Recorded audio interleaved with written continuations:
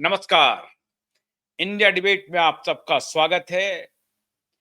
शुक्रवार के दिन मां लक्ष्मी की ऐसी कृपा हो रही है कि अत्याचारी, आरोपी, अपराधी उनकी ऐसी खबर ली जाएगी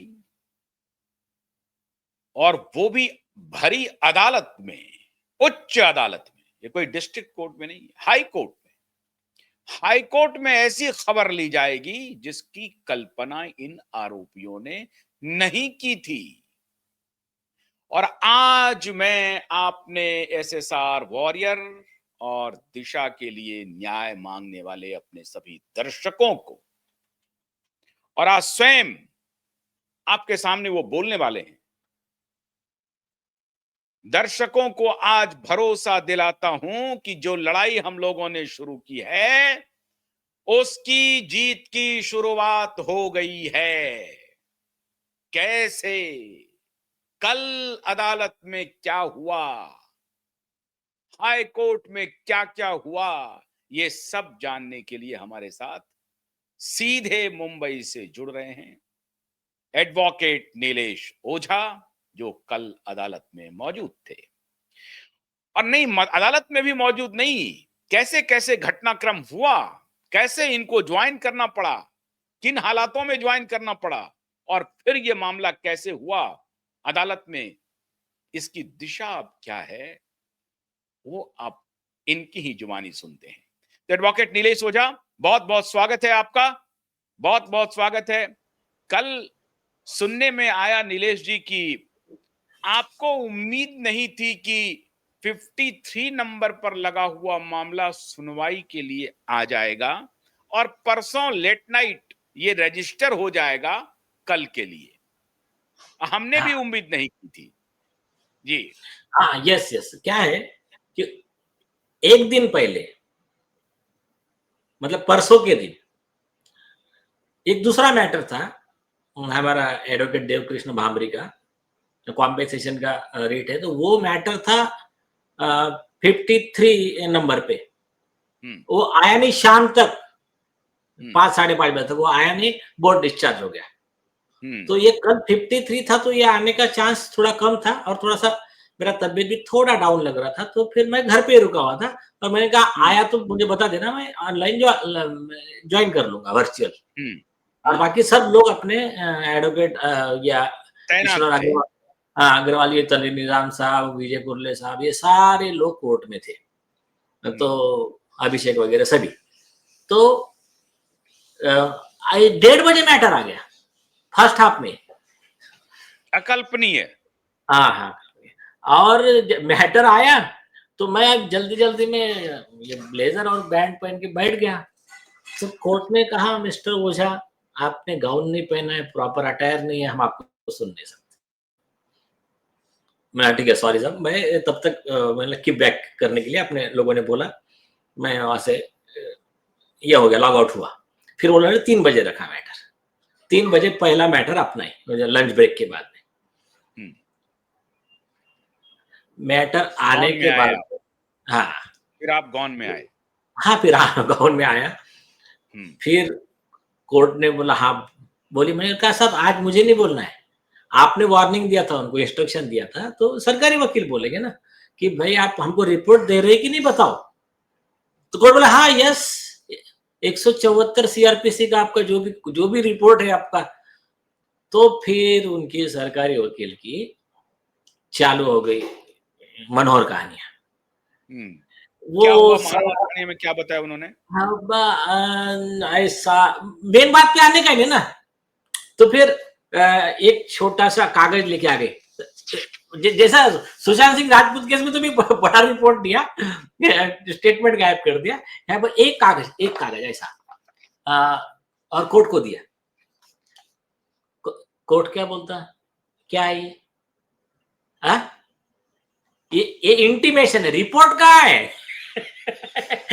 मतलब कोर्ट के सामने भी उनका। फिर योर ऑनर, वो बोले क्या हुआ, बोले अभी देखो 5 साल के बाद, बोले हमने ना इनके जो एक एक पॉइंट पे हम डिटेल इन्वेस्टिगेशन कर रहे हैं।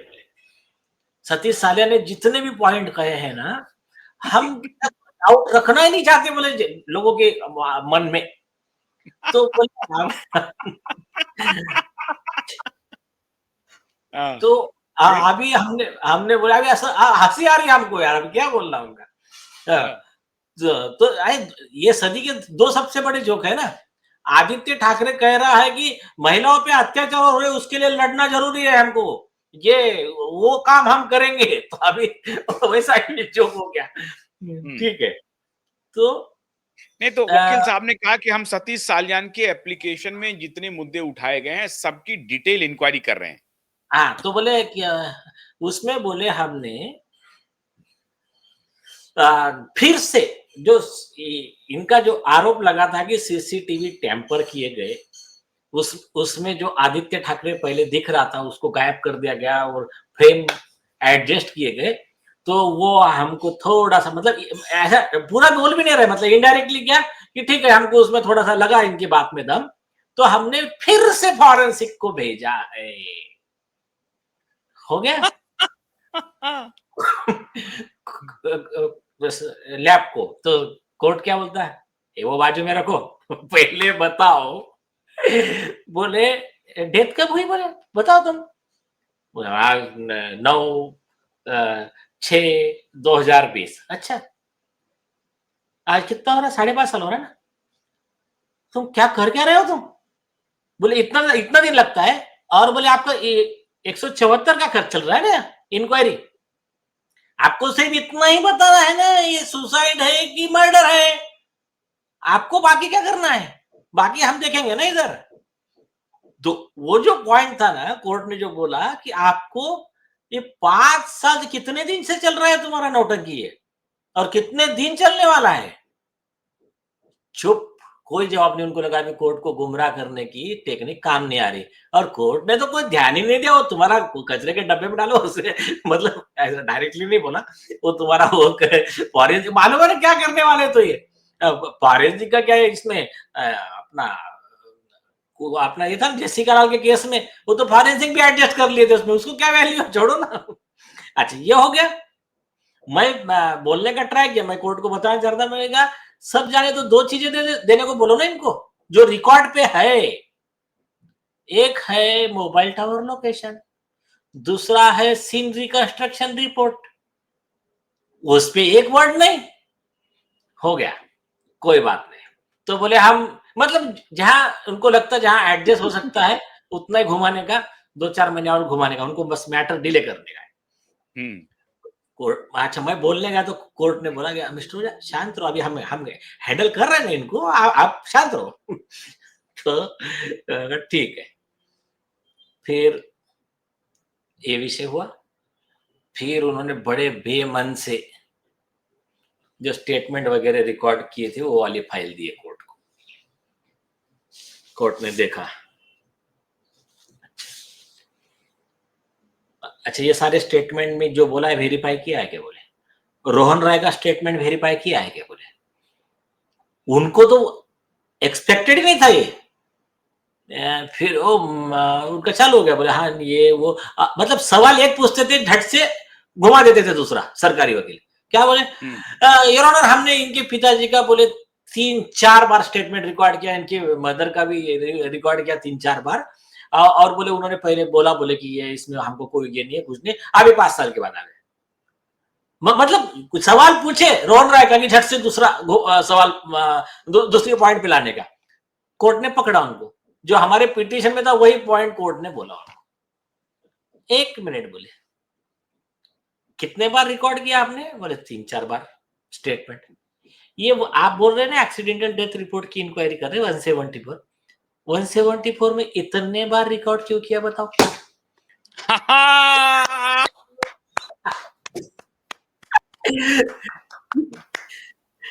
जैसा बोला चुप, एकदम सरकारी वकील चुप, नगरकर को तो बस जैसे कि सांप सूंघ गया। जब एक्सीडेंटल है तो इतना करने की जरूरत क्या थी। हाँ, जब हो गया अभी वो क्या था, सतीश सालन जी ने एफिडेविट पे दिया ना, कोर्ट शायद वो पढ़ के आया है कि सतीश सालन जी ने पूरा डिटेल लिखा ना कि जैसा आदित्य ठाकरे को वहां से झटके आते थे कि नीतीश राणे ने स्टेटमेंट दे दिया, SSR वारियर ने कहा फोटो दिखा दिया, वीडियो दिखा दिया, वो डरता था, अरे जाओ जाओ जल्दी जाओ सतीश सालन के घर पे जाओ, उनसे कुछ तो भी लिखा के लो, कुछ तो भी करो, आज कुछ तो भी करो, उनका एफिडेविट तो भी लो, ये सब उसका चलता था। आप इसका जवाब क्या देंगे, कोर्ट को जवाब ही नहीं उनके पास, चुप हो गया। अच्छा, सारा देश देख रहा है ना, कल लाइव था ना, सारा देश देख रहा है और कई मेरे ख्याल से कुछ SSR वारियर ने रिकॉर्डिंग भी की है उसकी पूरे हियरिंग की, तो जवाब ही नहीं सरकार के पास। तो अभी वो पुलिस की बेइज्जती होती जा रही है यहाँ पर। हो गया।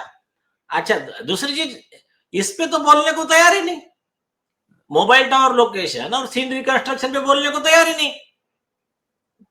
हो गया।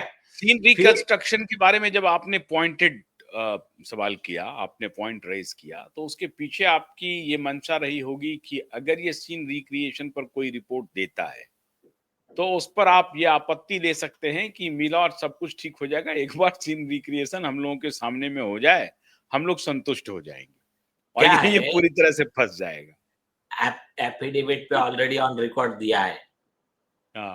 दूसरी चीज, पुलिस को भी मालूम है, हमको भी मालूम है, सीन रिकंस्ट्रक्शन मीडिया को भी मालूम है।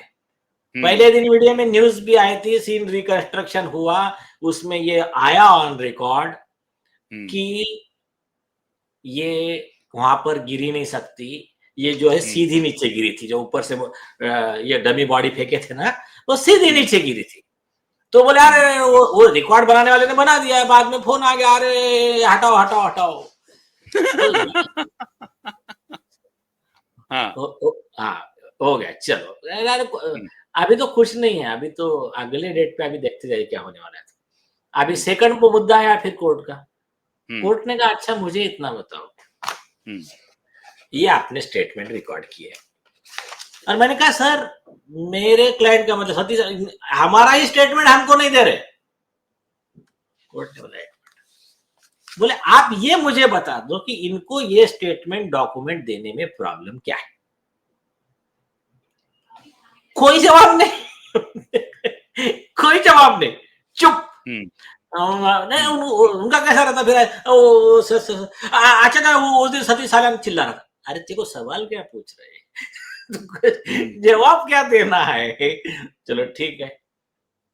फिर कोर्ट ने बोला section 2 subsection WA of CRPC का अमेंडमेंट पढ़िए। ये उसके पिताजी है, ये विक्टिम के डेफिनेशन में आते हैं, उनके बेटे का इतना सीरियस केस का वो ये मांग रहे हैं, उनका पूरा अधिकार है ये डॉक्यूमेंट, ये रिपोर्ट का जो भी है। और बोले मैं आज के डेट पे आपको पूरा नहीं बोल रहा हूं, ये कानूनी व्याख्या हम अगले डेट पे कर लेंगे, इनके स्टेटमेंट वगैरह तब तक वो तो दे दो इनको। सर है, फिर जज के समझ में आ गया ये क्या टेबल टेनिस खेल रहे हैं। बोले ठीक है। फिर मैं बीच में एक दो बार रिक्वेस्ट कर रहा था, तो कोर्ट मुझे कह रहा कि शांत रहिए। फिर उनका सब समझ गया कोर्ट को, इनके 400 इनकी क्या मतलब ये चल रहे हैं कोर्ट को गुमराह करने की कोशिश। कोर्ट ने बोला ठीक है देखते हैं अभी तुमको। बोले यस मिस्टर ओझा आप बोलो क्या है। मैंने कहा सर इन्होंने जो स्टेटमेंट दिया ना, ये फैक्चुअली और लीगली दोनों इससे इनकरेक्ट है। मतलब पहली चीज इन्होंने कहा कि अभी हमारा इन्वेस्टिगेशन चल रहा है ना। मैंने कहा सर पिछले डेट को 20 नवंबर को इन्होंने 17 नवंबर का एफिडेविट शैलेंद्र नगरकर का कोर्ट में सबमिट किया है, मतलब ये देख लीजिए आप। फिर कोर्ट ने रिकॉर्ड चेक करना शुरू किया। हाँ मैंने कहा सर पैरा नंबर 10 पढ़िए आप। जैसा पैरा नंबर 10 कोर्ट ने पढ़ा, कोर्ट शॉक। थोड़ी देर के लिए माइक बंद किया, दोनों जज ने तुरंत सेक्शन एक्शन निकाला, शांत हो गए एकदम। तो क्या था उस पैरा नंबर 10 में, 20 तारीख को यही सरकारी वकील यही आए वो शैलेंद्र नगर के बिहाफ से कोर्ट में एफिडेविट दे रहे हैं, इन्वेस्टिगेशन पूरा कंप्लीट हो चुका है और हमको इसमें एफआईआर रजिस्टर करने का कोई कारण नहीं दिखता है। तो 20 नवंबर को तुम्हारा इन्वेस्टिगेशन कंप्लीट हो गया था और तुम वही सरकारी वकील और वही आईओ कोर्ट में आज स्टेटमेंट दे रहे कि हमारा इन्वेस्टिगेशन कंप्लीट हुआ ही नहीं है, चल रहा है। तो अभी इसके दो से कॉन्सिक्वेंसेस है। मैंने लास्ट टाइम भी बोला था 2005 में ऐसे स्टेटमेंट पे पुलिस ऑफिसर को, इन्वेस्टिगेशन ऑफिसर को कंटेम्प्ट में सजा दिया था हाईकोर्ट, इसी बॉम्बे हाईकोर्ट ने बोला एक जगह कह रहा है कि इन्वेस्टिगेशन कंप्लीट हो गया, एक जगह कह रहा है कि बाकी है, क्योंकि इन्वेस्टिगेशन दूसरे की तरफ ट्रांसफर ना हो करके तूने ऐसा झूठा स्टेटमेंट दिया है, इस आधार पे तू कंटेम्प्ट का दोषी है, उसको सजा देती है। तो ये तो एक क्लियर हो गया। दूसरा एक सबसे इसमें और एक एग्रावेटेड कंटेम्प्ट होता है। इन्होंने एफिडेविट पे क्या लिख कर दिया मालूम है? कभी कभी क्या नकल को भी अकल लगती है। एफिडेविट पर लिख कर दिया कि हमने पूरा इन्वेस्टिगेशन इंक्वायरी कर लिया और उसके आधार पे हमको कुछ मेरिट पाया नहीं गया करके हम एफआईआर रजिस्टर नहीं कर सकते।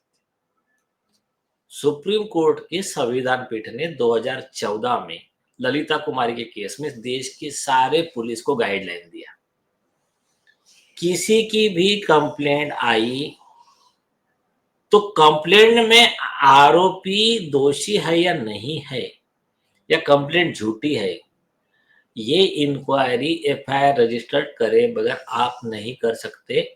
आपने करी होंगी तो उसको कोई वैल्यू नहीं है। ये सुप्रीम कोर्ट के गाइडलाइन का खिलाफ है। उसमें 6 महीने की सजा अलग है, section 2B 12 of contempt of court act 1971। दूसरा जो सुप्रीम कोर्ट का जजमेंट आया है वो तो क्लियर कहता है कि तुमने 174 सीआरपीसी जो एक्सीडेंटल डेथ रिपोर्ट है उसमें तुमने सारा इन्वेस्टिगेशन करके तुमने बोल भी दिया कि ये पोस्टमार्टम के बेस पे ये मर्डर है ही नहीं, तो भी उसको कोई वैल्यू नहीं है। फैमिली मेंबर ने कंप्लेंट दिया कि मर्डर हुआ है, तुमको मर्डर का एफआईआर करना ही पड़ेगा। तो अब वो तो डायरेक्ट कंटेम्प्ट का भी केस हो गया और डायरेक्ट ट्रांसफर ऑफ इन्वेस्टिगेशन का भी केस हो गया। तो ये तो मतलब बहुत बड़ी जीत हो गई। उनको क्या है, अगर ये रहते ऑनेस्ट रहते, दो चीज, अगर उनको लीगली है तो लीगली क्या करते कि दूसरा सुप्रीम कोर्ट का कोई जजमेंट लेकर आते कि साहब ये जो संविधान पीठ है ना 5 जज का, इसके बाद में 7 जज का कोई जजमेंट आया है जो कि आया है नहीं, तो एक बार उनको मान सकते थे। लेकिन ये सुप्रीम कोर्ट का जजमेंट देने के बाद में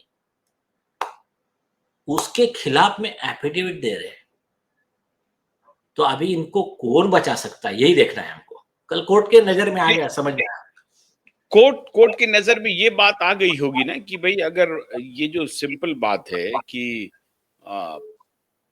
जो विक्टिम है उनके पिता को शक है, आशंका है, गंभीर आशंका है कि हमारे बेटी के साथ जाती हुई है और उसके बाद उनकी हत्या हुई और उसके बाद ये आए हैं कंप्लेन लेकर के, तो इसमें कौन सी बड़ी बात है? आ गए हैं तो ठीक है, पुलिस बोलती है ठीक है, अगर आपको लगता है तो फिर इंक्वायरी कर लेते हैं,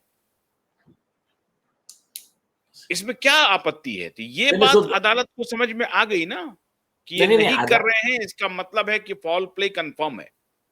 नहीं, अदालत को 2 बातें और हुई ना। मैंने कोर्ट को कहा कि सर उसमें जजमेंट है,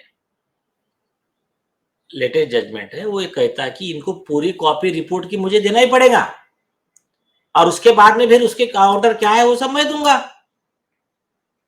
तो कोर्ट ने बोला अरे मिस्टर ओझा केस लॉ की जरूरत ही नहीं है, प्रोविजन ही क्लियर है, तो बोले उसकी जरूरत ही नहीं है, एक उन्होंने कहा। और दूसरी चीज, एक सिंपल बात बता, अभी उसमें कौन सा ऐसा ये विषय है भारत पाकिस्तान के नेशनल सिक्योरिटी का, भारत चाइना के वो दिशा सहायन के केस में, कि वो डॉक्यूमेंट दे नहीं सकते? लॉ है, क्लियर देना ही पड़ेगा। आपने क्यों रोक के रखा है? आप जब आप कह रहे हैं कि आपके उसमें कुछ मिला ही नहीं आपको, तो आप हमारे डॉक्यूमेंट हाँ, नहीं, और अरे जिस आदमी की बेटी का मतलब मर्डर हुआ है, अत्याचार हुआ है, वो पिता दर दर बढ़, तुम मतलब क्या होगा कि कोई भी मैटर में ऐसा पुलिस लेगी, नहीं, ये तो और अद्भुत बात हो एक गई। मिनट ये तो एक एक तो मिनट एक मिनट एफआईआर नहीं करना। एक मिनट हाँ, और बोलिए। पुलिस लेंगी और बोलेंगे हाँ नहीं ठीक है, आपके बेटे का हमने केस देख लिया, उसमें हमको कुछ मिला नहीं, कोई अत्याचार हुआ नहीं, कोई गैंगरेप नहीं हुआ, कोई मर्डर नहीं हुआ, सुसाइड, और केस क्लोज। आप काय के भरोसे इस पे, इस कंक्लूजन पे आए? नहीं नहीं, वो आ गए हम आपको नहीं बताएंगे। अरे डेमोक्रेसी है ये, तुम्हारा क्या हिटलर शाही थोड़ी है, ये अंग्रेजों का राज थोड़ी है ये। तो ये इसके ऊपर सुप्रीम कोर्ट ने कई ऑर्डर पास किए, कई बार पुलिस वाले जेल में भी गए, पर कोई बात नहीं, अभी एक एक विकेट गिरना शुरू हो जाएंगे। हाँ, अभी आप बोलिए, क्या बोल रहे थे? नहीं, मैंने कहा कि कोर्ट को ये बात तो पता चल गई ना कि भाई ये लोग जो हैं इस पूरे प्रकरण को हिला हवाली करके डिरेल करने के फिराक में है और ये कॉम्प्रोमाइज्ड है। ये अदालत ने कल एहसास कर लिया कि ये कॉम्प्रोमाइज्ड है, और अगर यस, एक एहसास ऑन रिकॉर्ड हो गया है, कैमरा पर आ रहा है, क्योंकि जब आपने कहा कि पैरा 10 पढ़िए और पैरा 10 पढ़ने के बाद कोर्ट में चुप्पी छा गई, शांति, एक अजीब तरह की शांति छा गई, और वो शांति का आपने ऐसा एविडेंस दिया।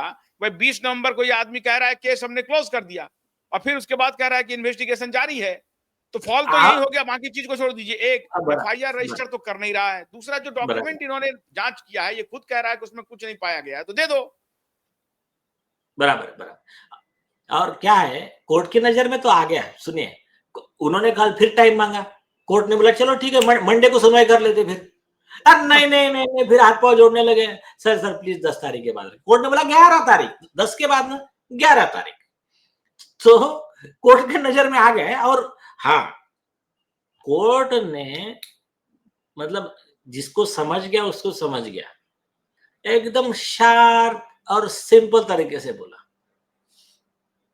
जब मैं कुछ बोला था, आगे बोले मिस्टर ओझा उतना मेरिट पे अभी मत जाइए, आप अभी पहले सिर्फ ये पॉइंट चलने दीजिए। हाँ, ये आपका मेरिट पे पूरा सुनेंगे, आपको रुकिए जरा, पहले ये पॉइंट पे क्या बोलते सुन लीजिए। तो सरकारी वकील को लास्ट में जो वर्ड बोला ना कोर्ट ने, बोले 11 तारीख, बोले PP be prepared on that day, case का पूरा प्रिपरेशन करके आने का उस दिन। ऐसा लास्ट में एक वर्ड उनको पंच लाइन दे दिया। ऐसा है, ये अपडेट सही है।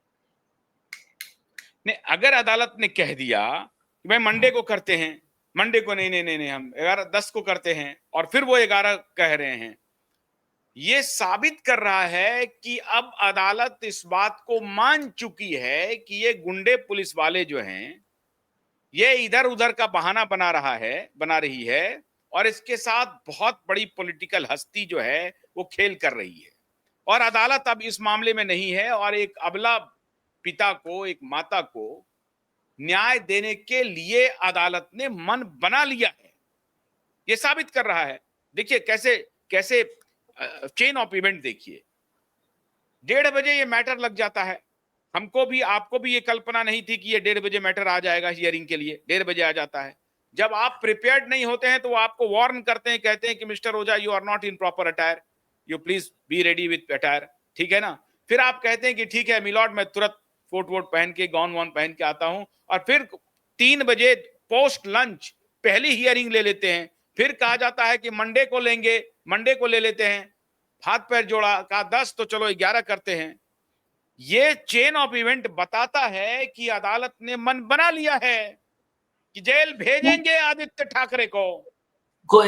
खुशी की बात है, खुशी की बात है। और एक बताता हूं मैं आपको, हाँ, लास्ट डेट पे भी हुआ था। आदित्य ठाकरे का पिटीशन क्या था केस में कि पहले हमको सुनिए, उसके बगैर किसी को मत सुनिए, क्योंकि आदित्य ठाकरे, हाँ, तो नहीं सुनो ना, अभी अफेक्टेड पार्टी हम है, पहले हमको सुनिए। एफिडेविट दिया, बहुत गाजे बाजे के साथ, और बोला कि जो बोलना है हम कोर्ट में बोलेंगे। हमने कहा कोई बात नहीं, ये लो तुम्हारा झूठ, ये तुम्हारे झूठ के सबूत, बताओ इस पे क्या कहना है। तो और ना तुमको कानूनी तरीके से ना तुमको अधिकार है हमारे केस में आने का, तुम आरोपी हो, और तुमने झूठा एफिडेविट दिया, उसके लिए तुमको ये 7 साल की सजा वाले ये सेक्शन में तुम्हारे खिलाफ अभी एक्शन होनी चाहिए, ये हमारा अर्जी है तुम्हारे खिलाफ और तुम्हारे वकील के खिलाफ।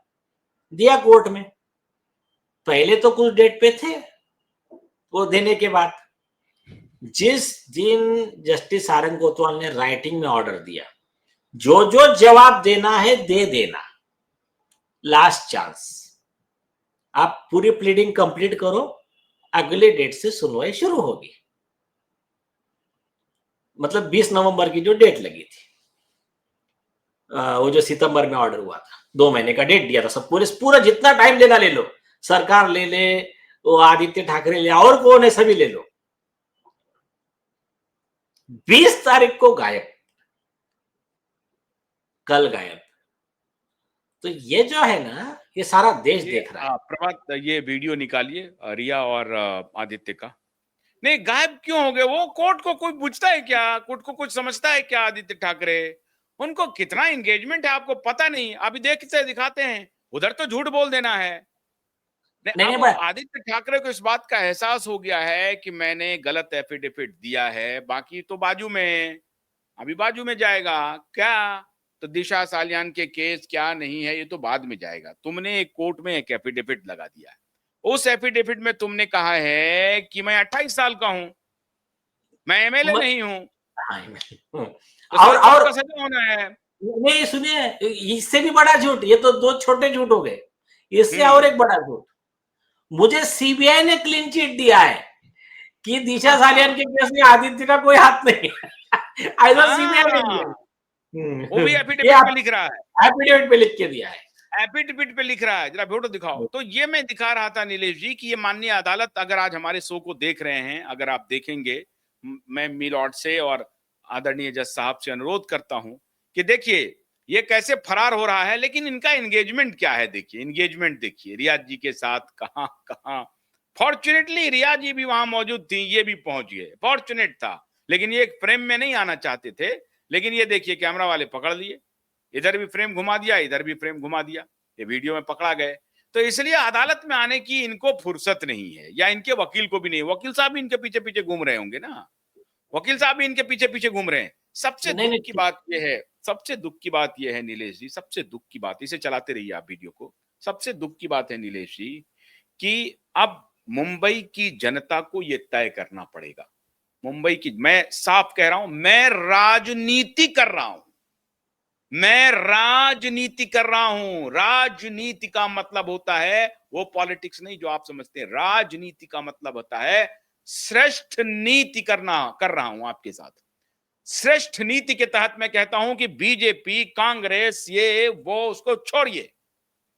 इस व्यक्ति की पार्टी को, अगर ये व्यक्ति है, ये व्यक्ति किसी भी चुनाव में वहां पर अपीयर होता है, तो ये मुंबई की जनता के लिए, मुंबई की जनता के लिए ये सोचने का वक्त है, होशियार होने का वक्त है कि ये व्यक्ति जो एफिडेविट पर झूठ बोल रहा है, जिसके एफिडेविट के आधार पर इस व्यक्ति को 7 साल की सजा अवश्यम भावी है, और माननीय कोर्ट निश्चित रूप से इसका संज्ञान लेगी।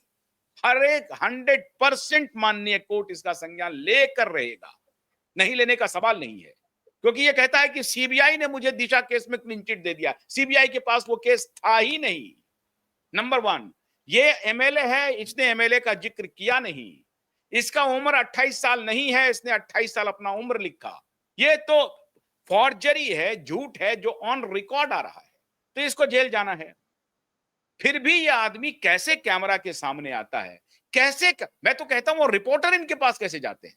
रिपोर्टर इनके पास जाए तो सिर्फ एक ही सवाल करें कि भाई दिशा केस में तुम्हारा क्या कहना है, ये बताओ, बाकी बादू में बात करेंगे।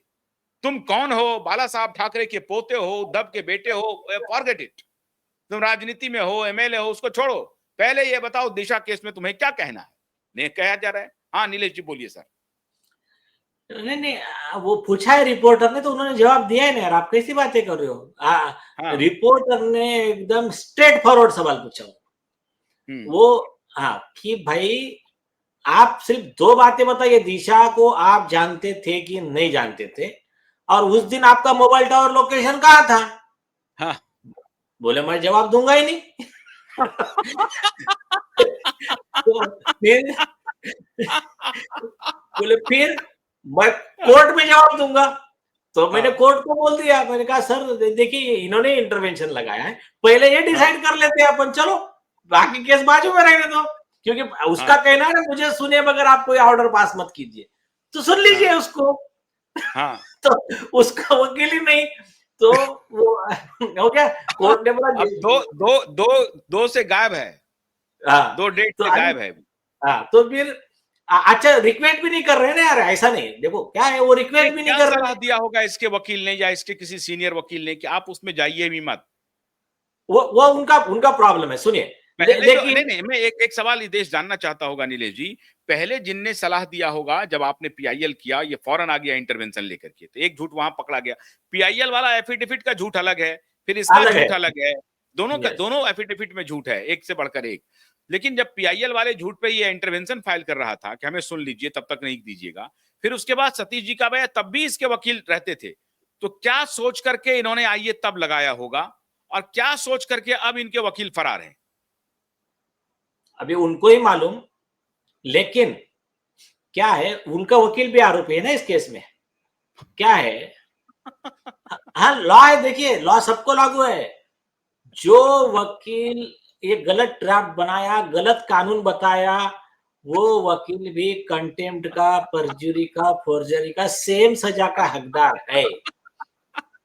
तो वकील कह रहा होगा कि इसके चक्कर में मैं भी जेल जाऊंगा। नहीं इसके चक्कर में सुनिए, मैं बोलता हूं नहीं, इसके चक्कर में नहीं, वकील पहला आरोपी रहना चाहिए। अच्छा। हाँ, अरे वकील के एथिक्स कोड ऑफ कंडक्ट है ना भाई। मेरे पास सपोज सुनिए, मेरे पास कोई व्यक्ति आ गया और कोई व्यक्ति कह रहा है कि साहब एक आप ऐसा एफिडेविट बना के दे दीजिए, मुझे प्राइम मिनिस्टर मोदी जी के खिलाफ आरोप करने के। मेरा जिम्मेदारी नहीं मैं वेरीफाई करूं क्या आरोप कर रहा है करके। अगर ये कह रहा है कि भाई उस दिन मैं था नहीं वहां पर, मैं बिजनेसमैन हूं, अभी मुझे मालूम नहीं क्या एमएलए करके मैं उसका झूठा बिजनेसमैन क्यों लिखूंगा, क्योंकि वकील की और इसकी मिली भगत है ना, कि अगर एमएलए लिखेंगे तो एमपी एमएलए कोर्ट में जाएगा, मैटर जल्दी से करना पड़ेगा, वो रूल लागू हो जाएंगे, तो एफिडेविट भी लिख दो बिजनेसमैन। हाँ, और दूसरी चीज मुझे इतना होता, ये इनके वकील के पास गया ये बताने के लिए, और वो एफिडेविट में लिख रहा है कि मुझे सीबीआई ने क्लीन चिट दी, तो मैं उसको पूछूंगा नहीं कहाँ है क्लीन चिट, दिखा दे, जब तक दिया है तो क्लीन चिट दिखा दे कहां पर है, तो वो तो कहीं लिखा ही नहीं है। अच्छा ठीक है, ये सब होने के बाद में उसके वकील को लीगल नोटिस भेजा है, 4 महीना हो गया आज, लीगल नोटिस सर किया उनको कि तुमने जो एफिडेविट दिया था ये झूठा एफिडेविट है, तुम्हारे और तुम्हारे एडवोकेट ऑन रिकॉर्ड और सीनियर काउंसिल तुम्हारे सुदीप पास बोला, तीनों को प्रोसिक्यूशन करने का हमने अर्जी लगाया है, इसका तुमको कुछ जवाब देना है तो 7 दिन में दे दो, 3 दिन में दे दो, 4 महीने से जवाब नहीं है। तो फिर ये केस बन जाता है, फिर ये केस बन जाता है, इसका मतलब ही has accepted the allegation which you made. हाँ, उसका सुप्रीम कोर्ट का जजमेंट है, नॉन ट्रैवर्स वाला जो जजमेंट है कि non reply amounts to silent admission, implied admission, तो वो तो ठीक है। हम तो चाह रहे थे ना भाई, तुम या देखो क्या एक्सपेक्टेड था, या तो जवाब देते या तो माफी मांगते कोर्ट की कि हमने झूठा एफिडेविट दिया है करके, बट उनको पता था इधर माफी मांगेंगे तो दो चीजें होंगी ना, एक इधर एक माफी मांगने से कोई बचने वाले नहीं है परजुरी में, तो 7 साल की सजा वाले मैटर में माफी से कुछ नहीं होने वाला है। सुप्रीम कोर्ट ने बोला स्लैप सॉरी गो, ये नहीं चलने वाला है, तो लेकिन सजा कम हो सकती थी ना उसमें झूठे एफिडेविट में, लेकिन उनको मालूम था कि ये माफी उधर जाएंगे ना, फिर इधर का एक थोड़ा सजा 7 साल की 6 साल हो जाएंगी, लेकिन उधर तो फांसी है ना दूसरे मैटर में। तो ये चक्कर में सब ये चालू है लोगों को बेवकूफ बनाने का, और जो भी जो इनके नहीं इनके अंदर जो है, इनके जो पेड़ है उनके थ्रू नैरेटिव चलाने का बस यही हाँ, चालू है। वो सारे पेड बेनकाब होंगे, चिंता न करिए। अभी हम लोग हैं ना, अभी सारे पेड जो है सो अनपेड होने वाले हैं। नहीं, अब थोड़ा कल की सुनवाई पे थोड़ी चर्चा मैं आपसे करना चाहूंगा, बहुत इंपॉर्टेंट है, बहुत इंपॉर्टेंट। एक ही हाँ, मिनट। हाँ बोलिए। सुप्रीम कोर्ट ने अभी ये हाँ, 2025 में एक बहुत बढ़िया और जजमेंट दिया है कि जो भी देश के सरकारी वकील, उनकी जिम्मेदारी, देश के सारे सरकारी वकील, उनकी जिम्मेदारी है, अगर सपोज मैं हूं, मैं एक आधा कोई लॉ पॉइंट कोर्ट को बताने से भूल गया, मैं वो पॉइंट बताने की जिम्मेदारी सरकार के वकील की है। उन्होंने ये देखना नहीं कि वो मेरे अपोजिट में खड़ा है कि मेरे फेवर में खड़ा है। तो अगर सरकारी वकील लॉ पॉइंट नहीं बताता है और इनके लॉ पॉइंट नहीं बताने से अगर कोर्ट गलती से कोई गलत ऑर्डर पास कर देता है, तो सरकार उस पीड़ित व्यक्ति को नुकसान भरपाई देने के लिए जिम्मेदार है। 5-5 लाख रुपए कॉम्पेंसेशन देने लगा है सरकारी वकील की गलती पे। ये एक बहुत बढ़िया जजमेंट आया है नया। हाँ, अभी आप बोलो। हाँ, नहीं, अब जो कल की जब सुनवाई शुरू हुई और जब अदालत ने कहा कि आप ओझा जी 1 मिनट शांत रहिए, मैं जरा इनसे पूछ लूं, और फिर उसने कहा कि हम सीसीटीवी का फॉरेंसिक जांच के लिए फिर भेजा है। इसकी जरूरत क्यों पड़ी? क्यों बोला वो? सीसीटीवी और फुटेज की बात क्यों कह रहा है वो? ठीक, ये थोड़ा फ्रेम बड़ा कर लीजिए, साइड वाला हटा दीजिए, हमें हाँ, बड़ा कर लीजिए फ्रेम। हाँ, यस, हाँ, क्या है, क्यों भेजा है? 2 पॉसिबिलिटी है।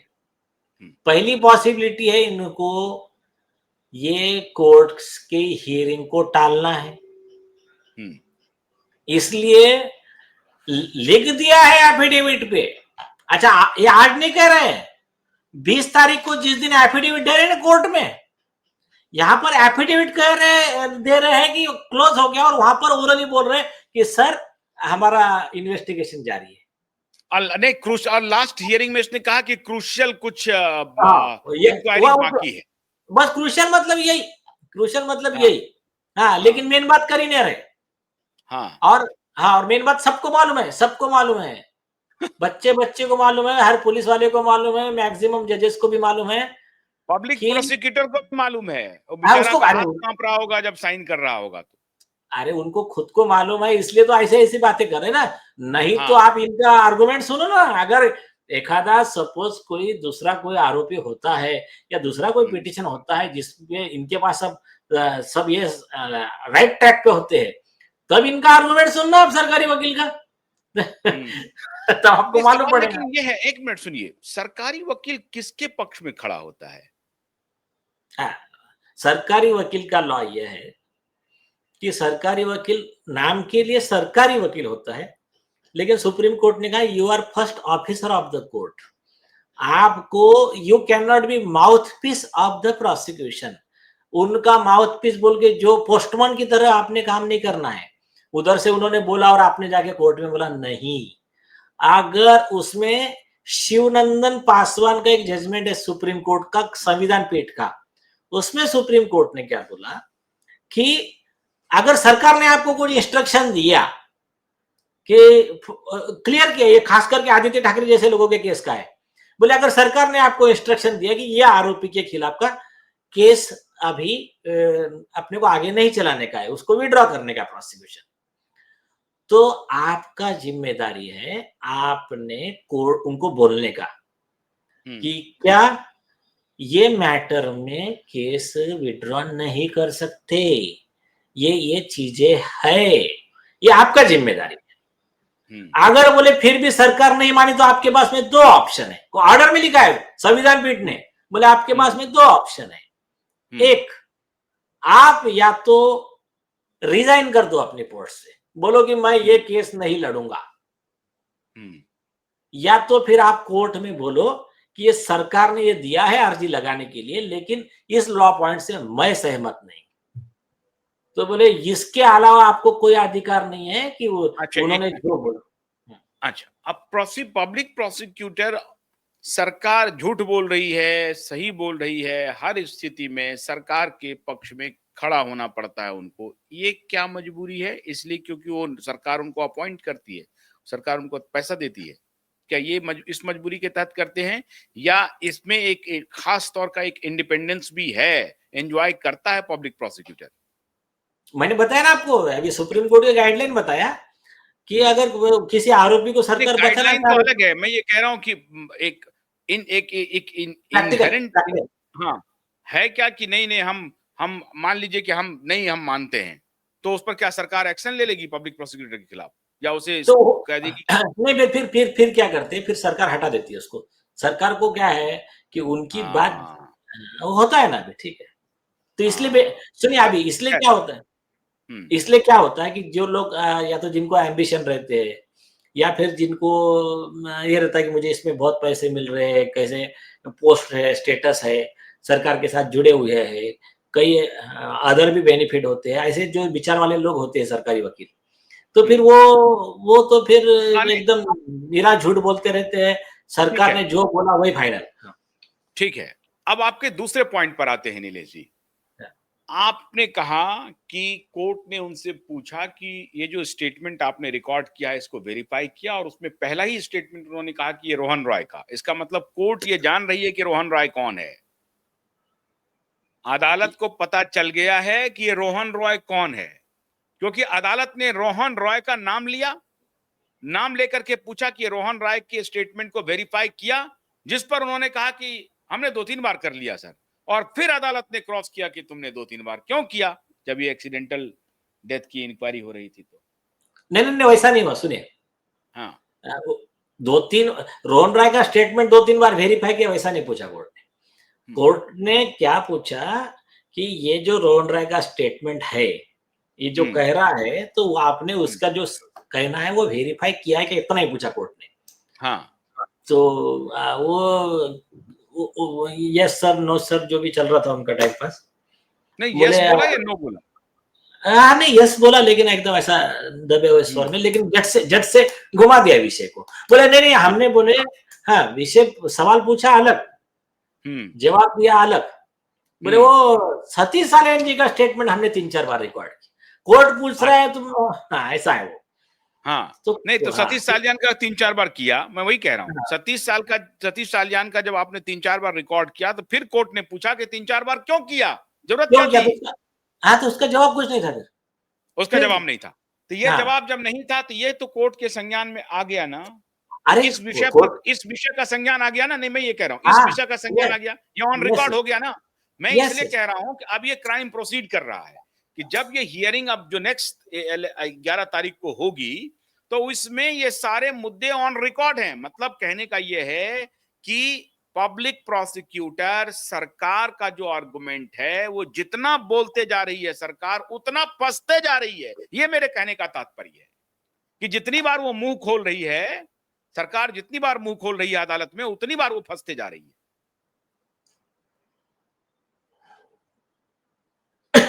हाँ, तो ये सुनिए आशुतोष जी, ये कोई नया बोलने की जरूरत नहीं है। ये केस ऐसा है, अभी देखो गैंगरेप मर्डर हुआ है, आरोपी मोबाइल टावर के साथ सब दे चुके हैं। अब सरकार को करना क्या है? सरकार को मतलब खास करके मुंबई पुलिस के वो अति विद्वान एसआईटी के जो आपने है नोबेल प्राइज विनर आपने हैं, क्या नाम है, शैलेंद्र नगरकर को अभी इनको इंस्ट्रक्शन है कि अपने को तो इसको सुसाइड दिखाने का है, तो कुछ भी कर ले। अब वो सुसाइड झूठ बनाने के चक्कर में एक झूठ पे दूसरा झूठ, दूसरे झूठ पे तीसरा झूठ, और हुआ क्या है, कई चीजें इनकी रिकॉर्ड की जो है अपने पास है, इनको पहले पता ही नहीं था। आप क्या हो रहा है, वो एक बोल रहे हैं, हम 2 लेके आ एसएसआर वॉरियर ने भी इतना अच्छा एनालिसिस करके डिटेल उन्होंने एडिशन में सब जो दिया है वो और है बोनस में, और जो ईमानदार पुलिस अधिकारी ने जो दिया है वो तो अलग ही है। अभी तो वो ऊपर ही नहीं है अभी आप समझे क्या? अभी तो हियरिंग शुरू नहीं हुई है, अभी तो हियरिंग शुरू नहीं हुई है, अभी तो उसने अपना डॉक्यूमेंट जो देना है आपको वो दिया नहीं है। हाँ, अरे डॉक्यूमेंट देने के बाद में जो होने वाला है ना, देखते जाइए। अच्छा, और एक आप सिर्फ मेरा एक वर्ड मार्क करके रख देना आज, अगले डेट पे वो आकर क्या बोलेंगे मालूम है? एकदम झूठ बोलेंगे, गैर कानूनी बोलेंगे, मेरे वर्ड ख्याल रखना, कि हम उनके स्टेटमेंट उनको दे देते हैं, बाकी चीजें अभी हमारा इन्वेस्टिगेशन चल रहा है, तो अभी देना ठीक नहीं रहेगा, ये वर्ड बोलेंगे उनके। और मैं चाह रहा हूं कि वो ये वर्ड बोले। सर, इन्वेस्टिगेशन चल रहा है तो तुमने ये केस क्लोज कर दिया, आप काहे का तुम इन्वेस्टिगेशन कर रहे हो? सुनिए ना, देखते जाइए ना क्या होने वाला है। यही बोलने वाले हो। हाँ, क्योंकि जब उनको किसी भी हाल में फाइल देना नहीं है ना। तो बिहार पुलिस को नहीं दिया, कहा डिलीट हो गया, फाइल नहीं देंगे। अब बिहार पुलिस को नहीं दिया, पहली बार नहीं कर रहा है वो, ये दूसरी बार कर रहा है। नहीं, दूसरी बार नहीं, कितने बार हो गया।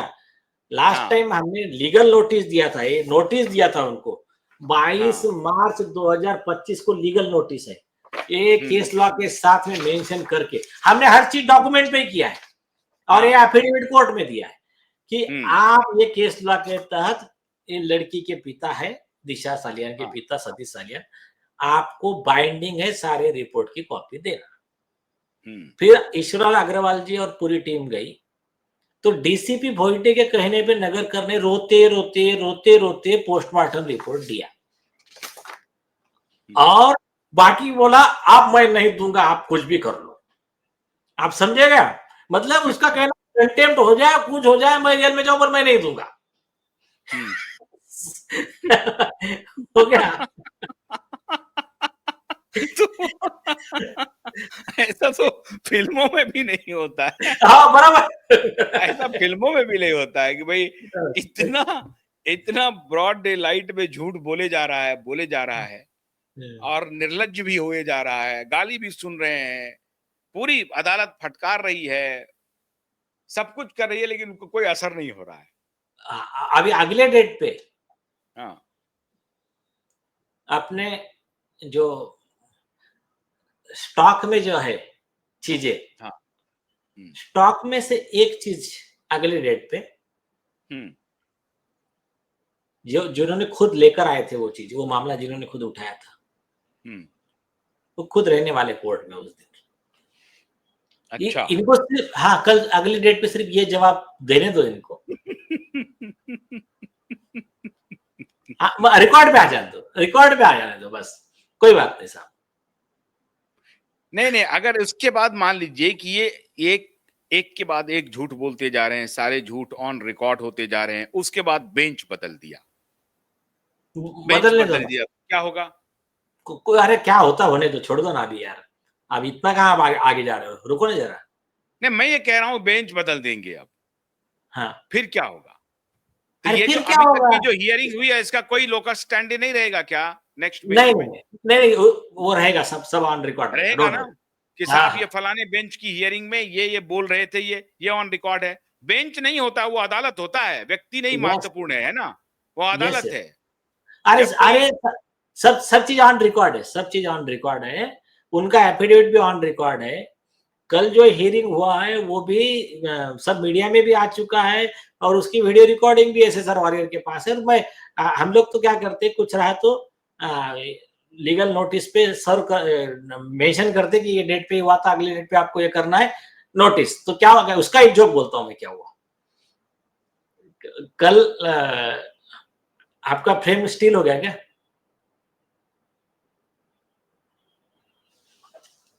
हेलो, हाँ, यस, हाँ, तो कल क्या हुआ, मैंने कोर्ट को बुलाया, सर मैंने सरकारी वकील को, मैंने कोर्ट को समझा के बताया ना, सर इसके पहले के जो चीफ पीपी थे, जो आज हाईकोर्ट जज बन गए, उनके साथ में आधा घंटा डिस्कशन हुआ, उन्होंने मेरे सामने डीसीपी को फोन लगाया, उन्होंने कहा ये लॉ है सुप्रीम कोर्ट का, ये हाई कोर्ट का केस लॉ है, इसके तहत आपको बाइंडिंग है, इनको पूरी रिपोर्ट देना। मतलब इन्होंने नहीं दी। मैंने कहा दूसरी चीज, हमने इनको और केस लॉ दिया है कि जब हाईकोर्ट में एफिडेविट दे रहे तो आपको एफिडेविट के साथ में सारी रिपोर्ट सारे डॉक्यूमेंट दे रहे हैं कोर्ट को। मैंने कहा कोर्ट को भी नहीं दिए इन्होंने। तो मैंने कहा मैंने वो सरकारी वकील को केस लॉ ऑलरेडी दिया हुआ है। तो कोर्ट क्या बोला, अरे तुम डायरेक्टली वो सरकारी वकील को क्यों केस लॉ दे रहे हो? बोले मतलब ये तो हमारी तो जरूरत ही नहीं है। बोले कुछ आप बोले जो देना है हमको दो। मैंने कहा सर ये मेरे एफिडेविट में केस लॉ मेंशन है। कोर्ट वाले ने अगले डेट पे देखते हैं। तो ये विषय जो है ना, हमने हर चीज ऑन रिकॉर्ड पे क्लियर रखी है, तो उसकी चिंता मत अच्छा, कीजिए। कुछ लोगों की शंका ये रहती है नीलेश जी की अभी इलेक्शन आने वाला है इसलिए ऐसा कुछ हो रहा है, ऐसा है, ऐसी बात है क्या? हाँ, जिनको लगता है लगने दो। जैसी जैसी डेट आ रही वैसा वैसा जो हो रहा है वो सब लोगों के सामने है। नहीं, जिनको बस मैं लगता उन्हें है ये कहना चाह रहा हूँ कि इलेक्शन आ जाए, चले जाए, कोई मतलब नहीं है। हाँ, जो बातें हो रही है ऑन रिकॉर्ड हो रही है और लड़ाई बहुत मजबूती से हम लोग लड़ रहे हैं। नहीं मार्च से जब से हमने अप्रैल से मैटर फाइल किया है तब से अभी तक हमने कौन सी डेट हमने मिस की है? हाँ, हाँ, तो वो तो ठीक है, कोर्ट क्या कर रहा है, सरकार टाइम मांग रही है, उनका प्रॉब्लम है। हमने कौन सी डेट मिस की है? तो इसमें काहे की राजनीति? और जिसको लगता है लगे, तुम्हारा तुम्हारे साथ में तो हमने कहा ऐसे कि जीत की शुरुआत हो गई है। हाँ, आप भी ये मानते हैं या कब से शुरुआत हो गई? 20 नवंबर से ही? अरे जिसको समझ रहा है उनको पता है जीत की शुरुआत हो गई है। उनके मेरे ख्याल से जो रहा सा आखिरी विकेट भी गिर चुका है अभी। अभी कुछ नहीं है, सिर्फ घोषणा होना बाकी है थर्ड अंपायर की, और कुछ नहीं। हम्म। चलिए बहुत-बहुत शुक्रिया नीलेश ओझा जी, बहुत-बहुत शुक्रिया। लेकिन एक बात ध्यान रखिएगा, अगली बार से थोड़ा तैयार रहिएगा, कोर्ट में ही जाइएगा, अपने गाउन में जाइएगा। नहीं तो फिर डिले हो सकता है, कोई दूसरा डेट मिल सकता है। बहुत-बहुत नहीं नहीं शुक्रिया। ठीक है। अरे वो इतने मेरे कल तबीयत ठीक नहीं था तब भी घर से ज्वाइन किया यार, ऐसा नहीं है। ठीक वो है, तो वो चलते रहता है, उसमें ठीक है, इतना ऐसा ये नहीं करने का। वो ठीक थोड़ा है। वो चलते रहता है। चलिए। ठीक है। ठीक है, बहुत-बहुत शुक्रिया नीलेश जी, बहुत-बहुत शुक्रिया। लेकिन एक बात जो हमने आपको शुरुआत में बताई कि न्याय मिलना प्रारंभ हो चुका है। फिर दोहरा देता हूँ, दुनिया की कोई शक्ति दिशा और सुशांत के केस में, दोनों केस में न्याय मिलने से नहीं रोक सकता है। क्योंकि ऊपर वाले साथ हैं, आप साथ हैं, आपका भरोसा कायम है और हम सबकी ज़िद भी कायम है। तो बहुत-बहुत शुक्रिया। नमस्कार।